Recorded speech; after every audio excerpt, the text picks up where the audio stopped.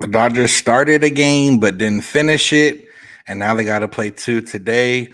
We'll talk about that. The big news that came out late in the night on Wednesday was Shohei Ohtani has a tear in his UCL. What does it mean for him? What does it mean for the Dodgers specifically?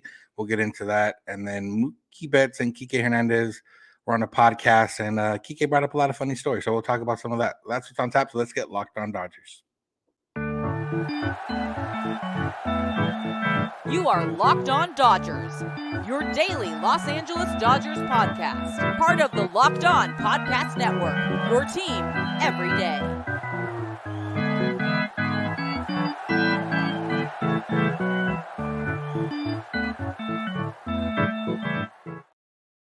Yo, Dodger fans. Welcome to Locked On Dodgers. We are part of the Locked On Podcast Network, the #1 local sports daily podcast network. Locked On, your team every day. Today's episode is brought to you by Bunches. Download the Bunches app today, and when you do, our friends at Bunches have featured the Locked On MLB Bunch in the Discover tab. You can also click the link in the description /show notes to join the Locked On MLB Bunch community today. This is a daily podcast covering the Los Angeles Dodgers, bringing you the smart fans' perspective on our boys in blue. You can find Locked On Dodgers wherever you get podcasts and on YouTube simply by searching us by name. And if you want to become an everydayer, which is the exclusive club of people that listen to this show every single day or close to it, you can make your life easier by subscribing and getting notified every time our episodes are up, which are usually by the morning, every weekday morning for you. If this is your first time listening or watching, I'm Vince Samperio, joined by my co-host, Jeff Snider. And we're both lifelong Dodger fans. We've covered the team. We've watched the team since we were born, essentially. We watch a lot of Dodger baseball. We talk about a lot of Dodger baseball. We tweet a lot about Dodger baseball. And we're pretty much fully ingrained in the world of Dodger baseball. So we're here to bring you what we think is an informed and knowledgeable take on the Dodgers. And we're here to do that today as much as we can because the Dodgers did not play. So there's not a lot to talk about in the game. Clayton Kershaw, the game was suspended after 2 innings because of rain. Clayton Kershaw had thrown those 2 innings. And the Dodgers had a big 2-run double by Kiké that had to put them ahead.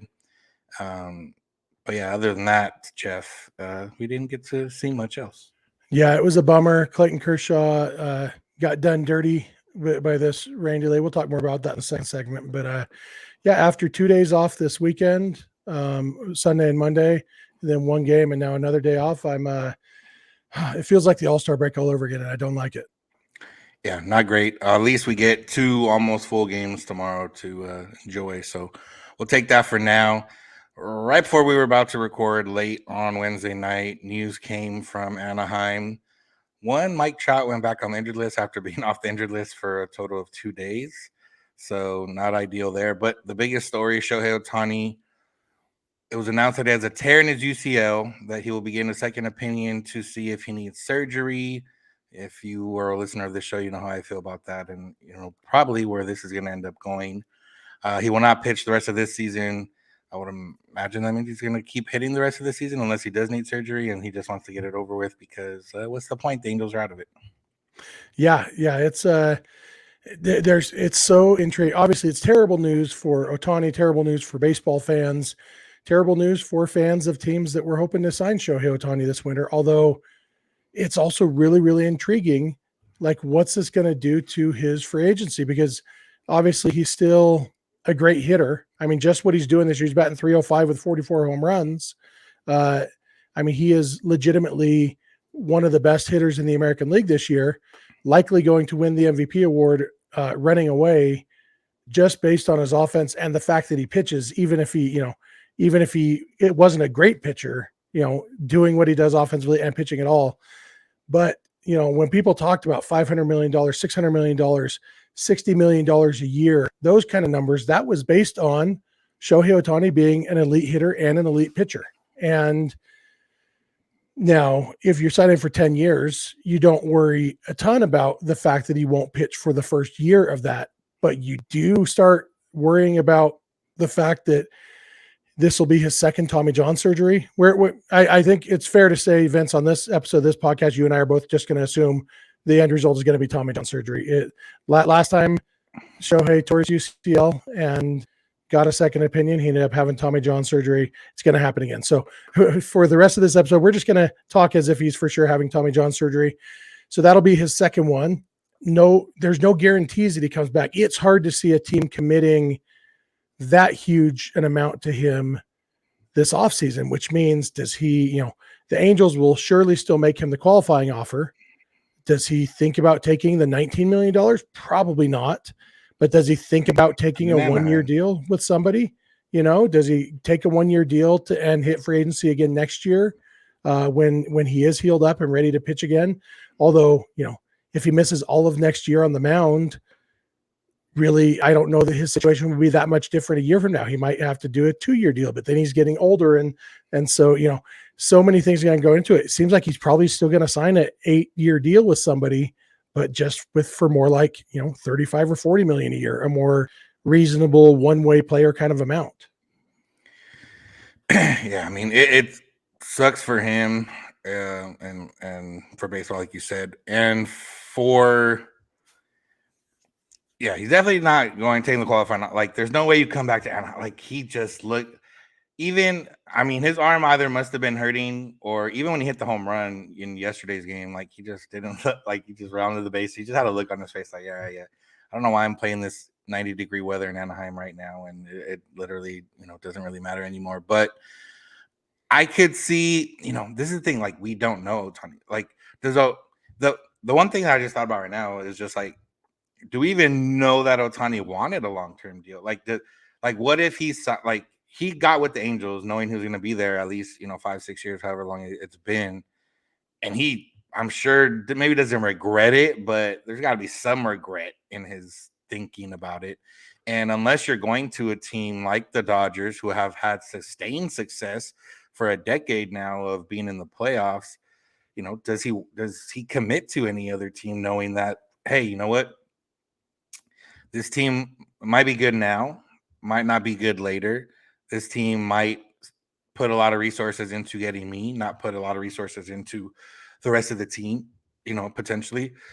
So I could see him doing like a 3-4 year deal if he wanted to work his way back to pitching, see if he can pitch, and at the very least, let's just say you do sign whatever it is, 3-4 years or 8 years, whatever it is, and he's not a starting pitcher again, and let's just say the salary is not $50 million a year, maybe like $40 million a year, he could still be a closer.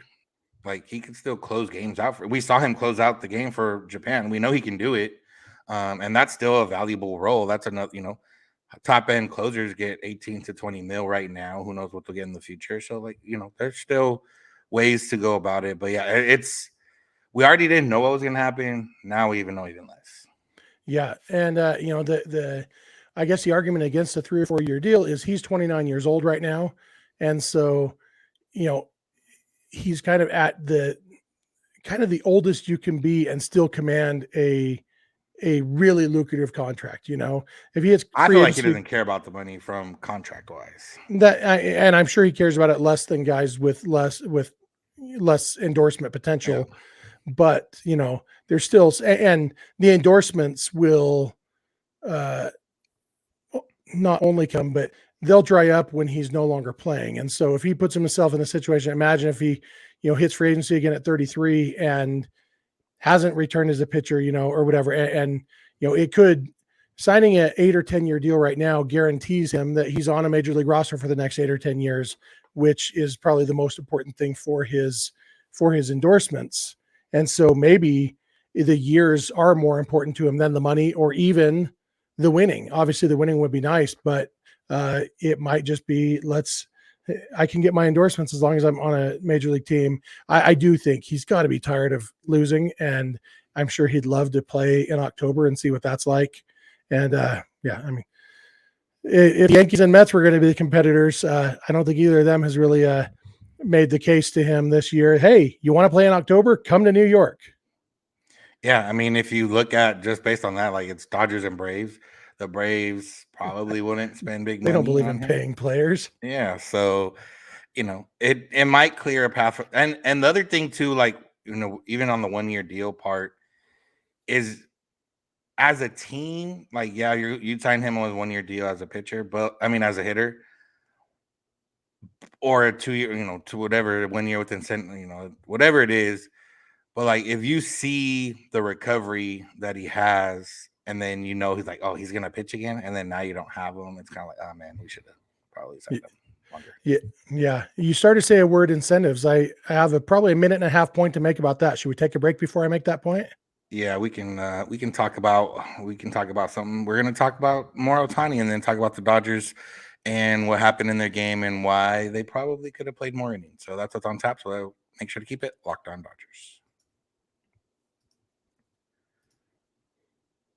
Today's episode is brought to you by Bunches. Go to the Apple Store and download the Bunches app now and see what we're talking about. Bunches is a social community where you can talk about sports with fans in real time.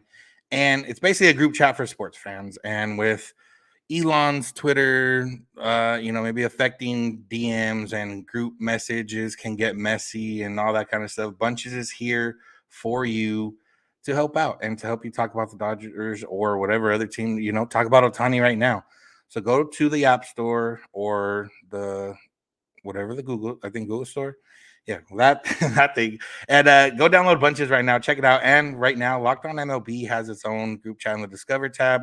All you got to do is go there, connect, chat about your favorite team, chat about baseball, chat about whatever. Keep up with the latest MLB news. Talk to other people that listen to Locked On MLB around the league and see, what other hosts you might want to check out from other teams. So go download Bunches right now. Download the Bunches app today. And when you do, remember, our friends at Bunches have featured the Locked On MLB Bunch in the Discover tab. You can also click the link in the description and show notes to join the Locked On MLB Bunch community today.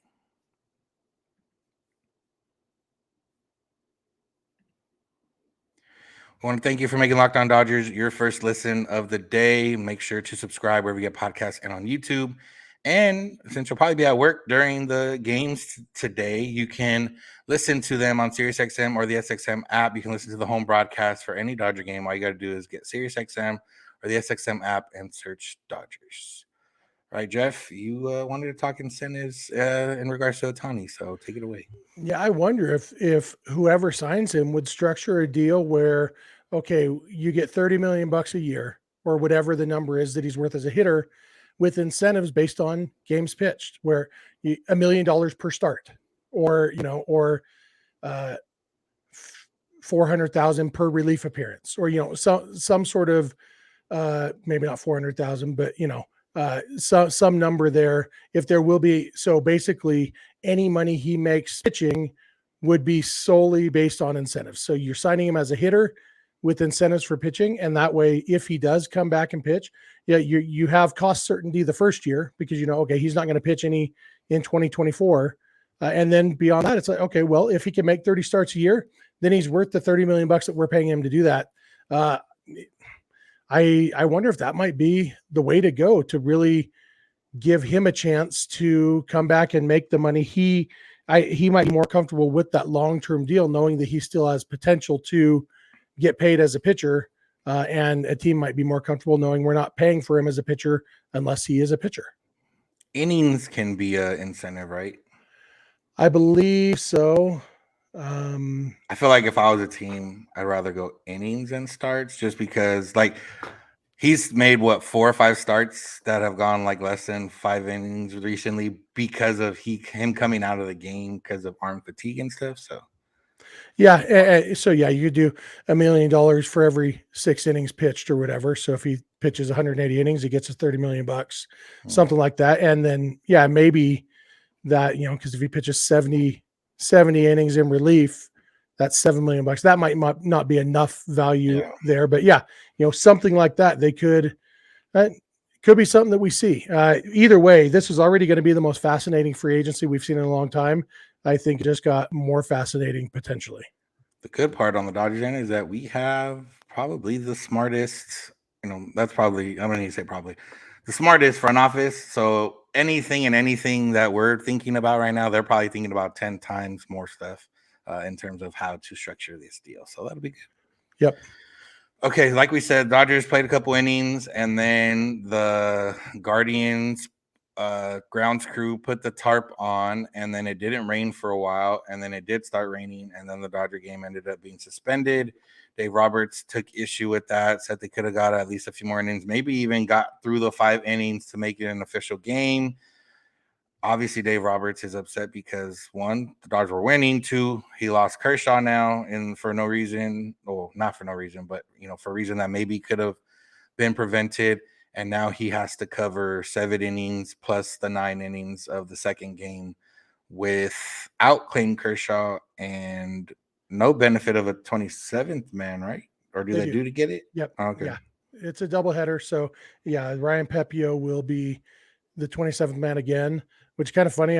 Eric Steven made a note that I had meant to look it up because I knew this has been Pepio's role a few times, and this will be his 11th career game and the 4th one that came as the extra man for a doubleheader.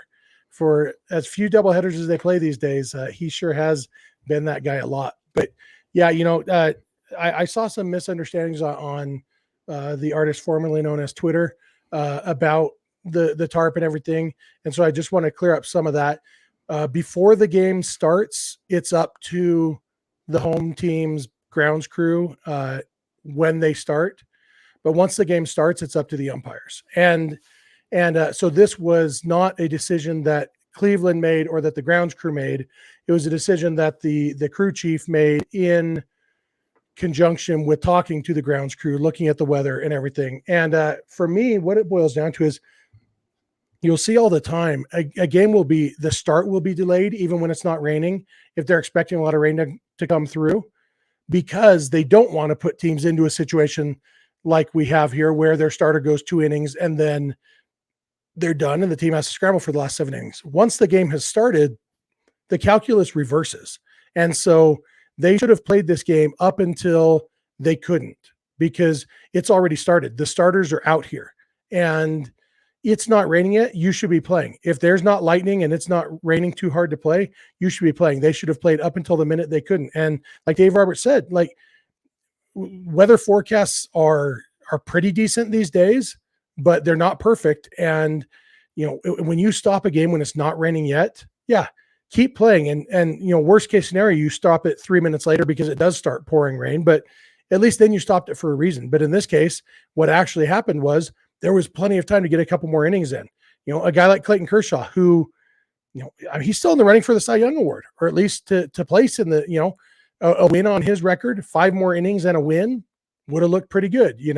Wins and losses for starters aren't all they used to be in the Cy Young voting, but going 2 innings and getting no decision definitely hurts his chances, and things like that. And in addition to, now the Dodgers and the Guardians have to cover 16 innings of pitchers.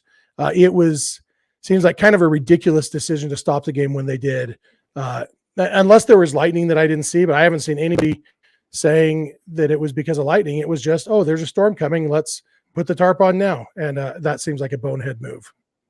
Yeah. So like you mentioned, Ryan Pepio will be the 27th man. He's expected to pitch the night game. The Dodgers are expected to use the bullpen to cover the 7 innings in the earlier game. And then Dave Roberts said Pepio with possibly an opener. So we'll see what happens. I would imagine Ryan Yarbrough seems like a guy that has a rubber arm because he doesn't throw hard. So I would imagine he'd be available for a few innings. I don't remember seeing his name, but I might have missed it. Yeah, I haven't seen anything specific, but I would be shocked if Yarbrough doesn't take down 5 of those 16 innings.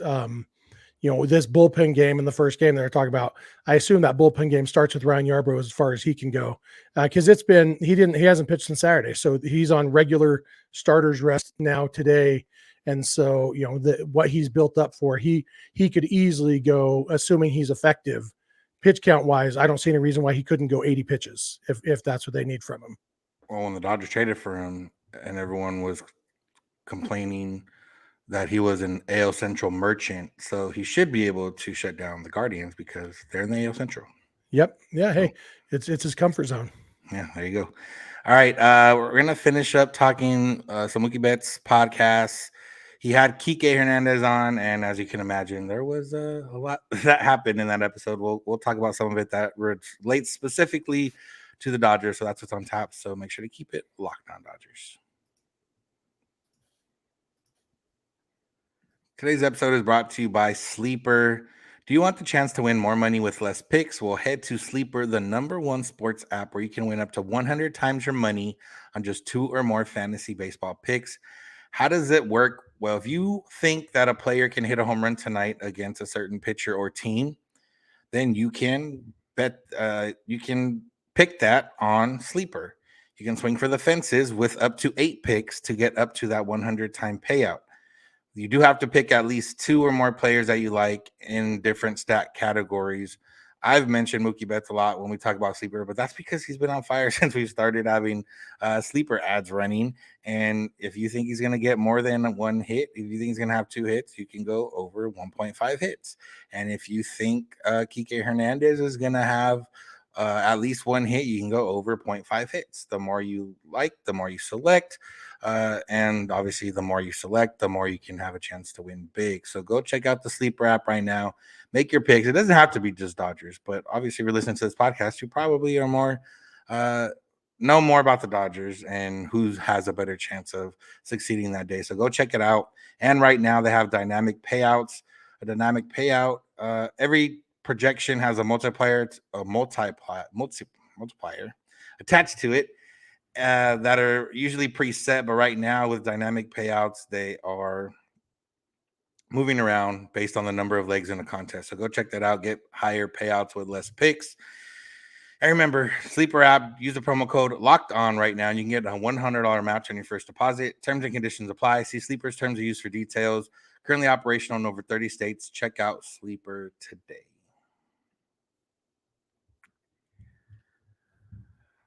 We are back. Thank you for making Locked On Dodgers your first listen of the day. Make sure to check us out wherever you get podcasts and on YouTube. Make sure to listen every day to become a part of the Everydayers. And make sure to subscribe to help yourself become a part of those Everydayers. And if you cannot watch the game, but you still want to listen, SiriusXM or the SXM app can help you out. Just go there, search Dodgers, and you can get the home broadcast for any game. Dodgers do have 2 games that are during normal work hours today. So go ahead and check that out if you want to stay informed on what's going on in the game. All right, Jeff, like I mentioned, so Mookie Betts has a podcast called On Base with Mookie Betts, which is through Bleacher Report. No plug here, but that's literally where it's from. But he had Kiké Hernandez. He had Tristan McKenzie on yesterday if you wanted to check that out. But he had Kiké Hernandez on Wednesday morning, and Kiké is a character. Kiké has stories. We talked about this briefly on the podcast, that Kiké Hernandez before the season, when he did something with the Red Sox social team in regards to his most embarrassing moment with Justin Turner, and he mentioned how he had an accident during the NLDS against the Padres. He expanded on that. So the story that we knew was that he celebrated after a Dustin May strikeout, and he was a little bit sick after some antibiotics that he took for a molar that was infected. So he said, a little something more came out when he let out the roar after the strikeout. He was due up first that inning, and he said there was a little more, I forget the wording, but basically it was a little more movement in the back than normal. He went to the plate, struck out on 3 pitches, came back to the dugout, told Dave Roberts, hey, I pooped myself, and then went to go back to the clubhouse to, check himself out. This is a graphic or detail. He said it was the same color as the Padre jerseys, and then that it went through his sliding shorts. So he had to get new sliding shorts, new pants, and got back out there and was ready to go. So that sounds about right for Kiké, especially being so open about talking about it. Yeah, if I remember right, he was DHing that game, and so he didn't have to play defense. So he had little time to do laundry or whatever. Good old Kiké. Yeah, yeah. But they did talk about some Dodger stuff specifically. So they talked about him coming back to LA, and he's talked about obviously a lot. The one thing that he did mention was that in Boston, and Mookie added on top of it. It wasn't just like Kiké, I was struggling and blame Boston, but Mookie was like, yeah, Boston's tough to play in, blah blah blah. that when Kiké came back and he said I didn't know I needed this. He said it wasn't specifically Los Angeles. It was more so the fresh start to the season. He said he tried to make it a fresh start every single day in Boston, treat it that way. But it's just hard when, the first sign, you get out, you ground out or whatever in your first at bat and they're on you already. So he said he did need this fresh start. And, he's obviously shown that I'm sure Los Angeles plays a part in it. One thing they didn't talk about, which I wish we could have gotten in there, was if the Dodgers did change anything with this swing, or if it's just a matter of how him being more comfortable and him just being rejuvenated. But yeah, good to hear that he was able to get that here with the Dodgers. Yeah, it's amazing what confidence and happiness can do for a baseball player. Going up there in a good mood instead of a bad mood, you're more likely to stay locked in on what you're doing, going in. And they mentioned on the broadcast, almost every game now, how Dodger fans still, because when you think about it, every time Kiké comes up, there's people in the crowd who it's their first time seeing him back with the Dodgers, and it's been a long homecoming. Everybody loves Kiké, and it's been great. And, I feel bad. People used to say they feel bad for Red Sox fans that the ownership didn't care enough to keep Mookie Betts around. And all the players say the right thing, but I wonder, maybe we should feel bad for Red Sox ownership that Red Sox fans aren't the kind of fans that people want to stick around for. And I'm sure some personalities thrive in that kind of atmosphere, but if you're a laid back, happy dude, why would you want to play in an atmosphere where if you go 0 for 4, you're getting booed by the end of the game? I wonder, even though Mookie has said he would have loved to finish his career with the Red Sox, if the Red Sox offered him the same deal that the Dodgers did, he would have taken it, blah, blah, blah, blah. I don't really believe that. I think Mookie was less happy in Boston than he is in LA because Dodger fans are funner to play in front of. Yeah, Mookie did mention toward the end of the episode, and this is the first I've really heard that, he thanked Kiké for 2020 for welcoming him. He said Mookie used the word standoffish. He kind of that wasn't the right word, but that, Mookie wasn't fully comfortable when he first got there. He might have kept to himself a little bit more. And then the Dodgers, generally embraced him, and they kind of gave him the space to come in when he saw fit, or come in and when he felt comfortable. And he thanked Kiké for that, and thanks Kiké for now for still being that fun guy. So we knew Mookie came in and gave that speech right away and established himself, but we haven't really heard that he maybe wasn't fully ingrained yet. Especially with that, that was a tough group to come into that year, because a lot of those guys have been together 5-6 years. A lot of since the minor leagues, even. Yeah, a lot of heartbreak, a lot of stuff. And to come into that, maybe I'm sure Mookie felt like a little bit of a hired gun, in that sense. So that was cool to see. And then real quick, the last couple things, superlatives. They called JD Martinez and Chris Taylor the cheapest on the team, the most likely to have a burner account, Austin Barnes, and David Peralta is the team DJ, but he's not good at it. Huh. Yeah, I guess none of that really surprises me. I don't know enough about Barnes to know if he would have a burner account, but yeah, that I could see that, and just kind of making a list like on Billy Madison, the people to kill list. I can see Barnes. They said that Barnes would have a burner because he likes to stir the pot. So maybe he's searching different things and saying oh, they're saying this about you, or they're saying this about you. I would imagine maybe that's what they meant. But yeah, interesting. Yeah, that is interesting. Yeah, that's a fun podcast. It's fun that Mookie's getting out there and doing that. I'll plug it for you. That's your day job, and you guys are doing a good job with that. And obviously it's hard to go wrong with one of the best and most likable players in baseball doing a podcast. And so, yeah, we'll take it. Yeah, he's doing one in Boston. I can't say who, but if you think Boston and you think, it's someone that's relevant to Boston, not on the current team. So hope it's Ted Williams' frozen head. Hey, that would be I don't know if we have that in the budget, but that's gonna do it for today's episode. Thank you all for listening. Thank you for making Locked On Dodgers your first listen of the day. Make sure to subscribe wherever you get podcasts and on YouTube. Make sure to listen every day to become a part of the everydayers. And if you're already an everydayer, make sure to recruit some other everydayers. Make sure to tell your friends, family. We're getting down to the nitty-gritty of the season. And, the Dodgers are comfortably in a playoff spot right now, but there's still a lot to talk about, obviously, and a lot to get to before the end of the season. So, tell your friends and family about us. You can find us on social media, Twitter and Instagram at Locked On Dodgers. Jeff is on Twitter at Snider. I'm at Vincent91. You can DM either one of us if you have a question, comment, or concern. You can also send those via email, lockedondodgers@gmail.com, or via voicemail text at 323-863-LOCK.